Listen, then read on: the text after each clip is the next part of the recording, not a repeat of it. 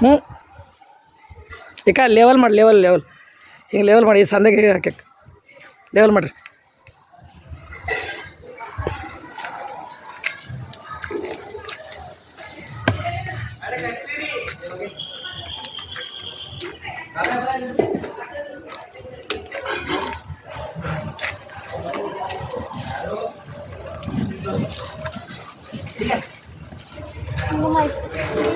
ಇನ್ನದ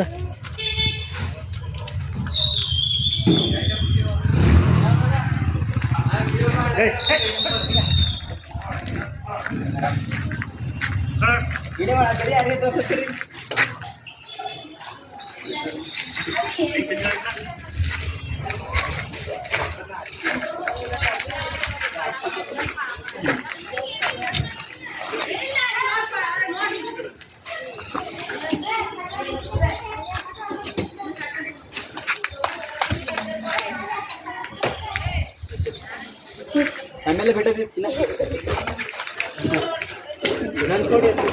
ಅವು ಇದ